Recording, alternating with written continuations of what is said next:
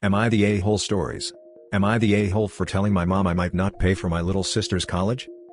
I, 19 female, and my mom, have always had rocky relationship. I am the scapegoat of the family and my little sister, 12 female, is the golden child. Around the time when I was 17, I was prepping for going to college. My mom asked me in the future, am I going to pay for my little sister's college? Being 17-year-old me and even still now, I don't know if I'll have money to pay for my little sister's college, so I told my mom I don't know, and that if I did have money, I would help my little sister with her tuition if she had good grades. She didn't think the answer was good enough, and believed my answer should have been an unconditional yes. Because I didn't answer yes, my mom decided to pull my college fund, and I've been paying my tuition by myself this whole time. I'm currently a sophomore in college and it's been rough. However, I feel as if I was being a bad older sister. My mom still blames me for not wanting to help my little sister. I do want to help her, but it depends on her grades in school. It's gotten really hard to keep up with school and paying tuition, so I recently had to transfer from a good university to a cheaper community college that might not have a good recognition for my future jobs. My little sister is doing alright in school, since she gets special help with her individualized education program. She had a mild speech problem but that was in kindergarten, but she really just doesn't want to do schoolwork or try in school. I have just been feeling really bad, because now, I really don't know if I can ever help her with college because I'm in so much debt. Now for the top comments. The hell? Why on earth would it be your responsibility to pay for your sister? Not the a-hole, your parents suck. This is not your responsibility, and don't let your parents gaslight you into thinking it is. If this is how they're going to treat you, you need to focus on taking care of yourself. I'm sorry this has been put on you. I really can't believe her mother pulled out her college, leaving her completely alone with that big debt, all because she didn't have the right answer to her question. They didn't even intervene when because of that, she had to downgrade colleges? All for a little entitled brat of a little sister who won't even try in school? And then they make OP feel guilty about this? I'm not usually this opinionated about am I the a-hole posts, but seriously? Lol, what? Your mother sounds toxic. Paying for a sibling's college tuition is far above and beyond normal sibling duties. Not the a-hole. Be right back, calling my older brother right now. It's honestly such a relief to get these student loans off my back. Not the a-hole, in what universe is it your responsibility to pay for your sister's college? I am constantly amazed by this assumption that older siblings should pay anything family related. I can only assume this is some cultural thing I cannot understand. We get so many of these types of situations in Am I the a-hole? To me, if someone has kids, they are responsible for raising/funding those kids. No one else is, especially not the other kids they had. Next story. Am I the a-hole for telling my sister she was toxic, right after she had gotten broken up with? My twin sister and I are both 17, and attend the same boarding school. About 3 months ago, she started dating one of the guys on my soccer team. He's a cool guy. Really solid person. My sister was a horrible girlfriend. She'd play those stupid mind games with him, the ones that toxic people do. Do you think X is prettier than me? You can tell me if you think she's pretty, I won't get mad. Then immediately gets mad. She'd make plans with him, and then if she forgot or was late, she'd flip it around and get mad at him, and tell him he got the time or place wrong. She expected him to get her gifts for every one of their month anniversaries, but then forgot his birthday. And started a giant fight with him that night, because one of his female friends gave him a birthday gift. There are a million other examples, but I think you get the idea. She was controlling, jealous, selfish, a whole toxic cocktail. He broke up with her yesterday because he has self-respect, and found out she had been snapping a random guy her top. My sister and her friends were sitting in the lounge, and she was sobbing her eyes out about how he broke up with her, and all of her friends were hugging her and telling her that he's just an a-hole, he doesn't deserve her, and that she'll find someone better, and make him sorry he even left her. I told them that the only thing they had said that was true was that he didn't deserve her. Nobody deserves to be with someone like that in a relationship. I also informed them that she was the a-hole in this situation, and there's no way in hell she's going to find someone better until she gets her crap together, and stops being a toxic waste dump. My sister locked herself in her room, and now my mom is calling me, telling me that my sister is very upset that her brother would kick her while she's down, and I should apologize to her. I really think the more a-hole move is her friends blowing smoke up her behind, and not holding her accountable for her own actions. How will she stop being a horrible person if no one calls her out on her crap? Am I the a-hole for telling my sister she was toxic, right after she had gotten broken up with? Now for the top comments. Not the a-hole. This is how people get locked into cycles of being a horrible person, and of mistreating other people. They exist in a circle that tells them what they want to hear, instead of what they needed to hear. If your sister doesn't recognize her own toxic behaviors, she won't find a happy relationship. Honestly, your mother should be recognizing this and should not be telling you to apologize. Something tells me this is how the mom has always behaved, to excuse her daughter's behavior. Well, now she's facing the consequences of being an unmitigated a-hole, and hopefully her own brother telling her so helps. It either helps, or she goes on thinking she's the poor victim when she's the abuser, so. Not the a-hole. Your sister needed a reality check. She also seems very insecure. More emotionally manipulative and abusive than insecure, in my opinion. Not the a-hole. Her toxic behavior included emotional abuse. Her friends are enablers for trying to convince her she did nothing wrong. She's not the victim here. You called it out. Her toxic behavior included emotional mistreatment. And just straight up cheating. In no universe I'm aware of, is sending a random guy your topless shot not cheating. Now for the next story. Am I the a-hole for letting my son spend time with his older half-sibling against ex-wife's wishes? 5 years ago, I learned that my ex-wife of 7 years was in a relationship with a longtime boyfriend a few years before we met. They had a son together, Todd, but she walked out of his life when he was 4. I only learned this because Todd, who was 14 at the time, found her social media account and wanted to connect with her. She confessed what happened, and that she just didn't want to be a mom at the time, so she left them. I was deeply shocked by this. We had a 6-year-old son ourselves and I couldn't fathom wanting to abandon a young child. Obviously, by the time we had our boy, she was more than ready to be a mom and could have reached out to her son again. But never did. I mean, I didn't even know of his existence. Even with him wanting to see her after all these years, she still didn't want to meet, since that chapter of her life was closed, and things would be too complicated. This led to a lot of fighting, and eventually caused a huge rift between us, which ultimately led to divorce.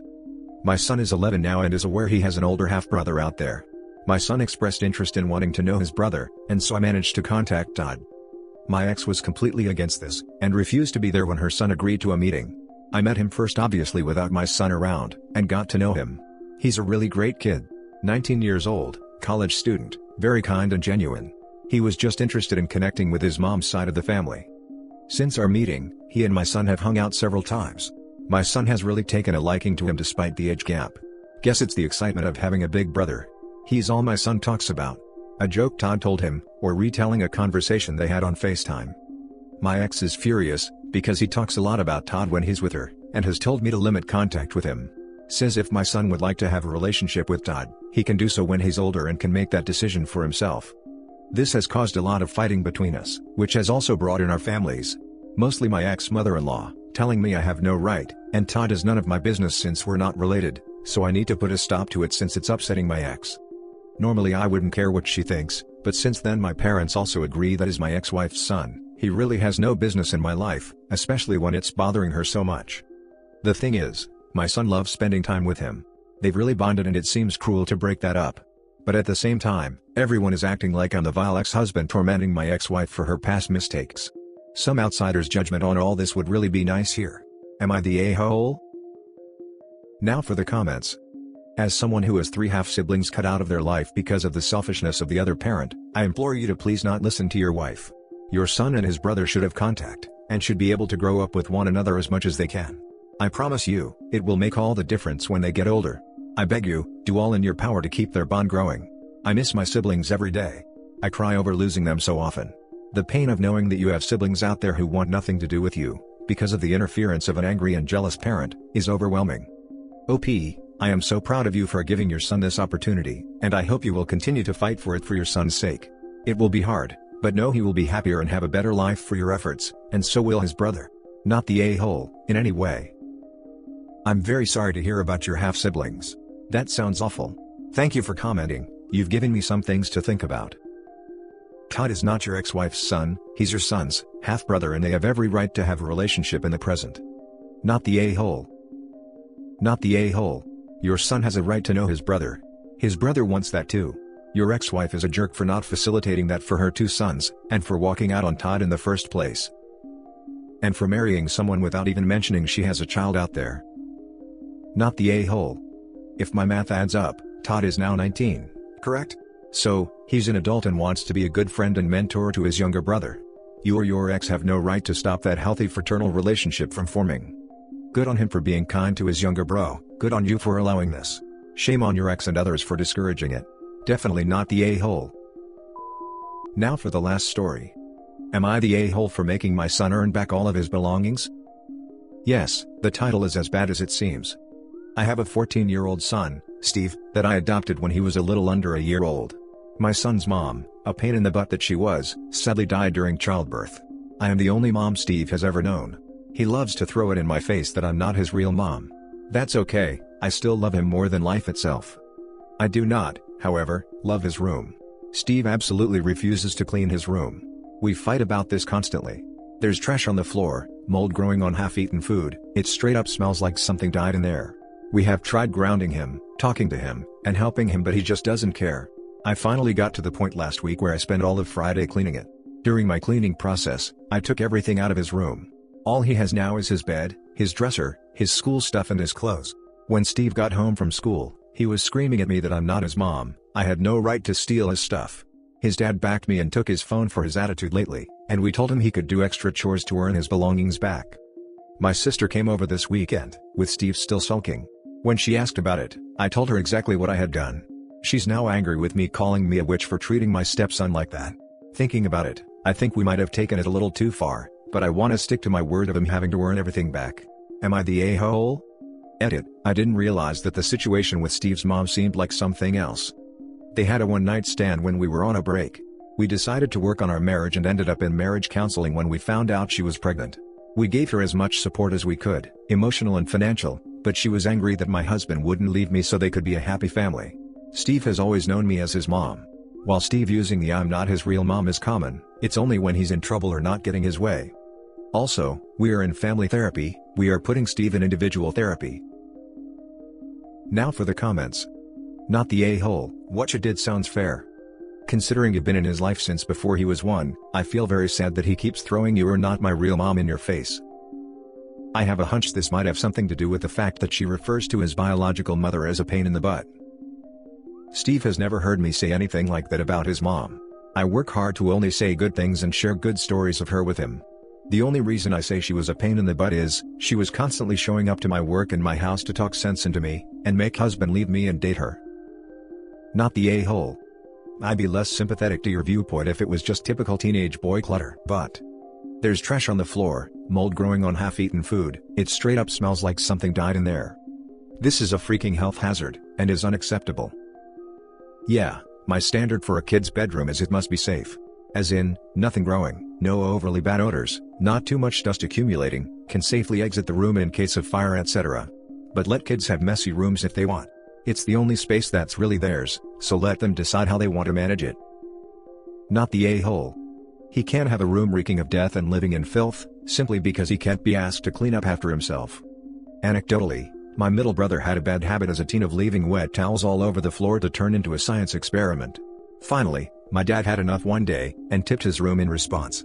Every time he left a wet towel on the floor, Dad tipped his room. Nothing over the top, just unmade his bed and chucked it all on the floor, clothes as well. He had to clean it up each day after school until he got the point. Was it a petty parenting move on his part? Maybe. But it was non-aggressive and it worked. Shrug. Electronics are privileges at the end of the day. The only thing I would say is, instead of taking his phone away, cut off his data and put parental controls on the phone, so that it can only be used for simple text and calls if there is an emergency. We live in a dangerous world and I do think he should have access to his phone for safety. There are apps and settings for this in both iOS and Android. The rest of his stuff, he can earn back by not being a pig pen. And that's it for this video guys. If you have thoughts to share, leave a comment below. Don't forget to hit like and subscribe if you like this content. I'll catch you in the next one. Good day everyone.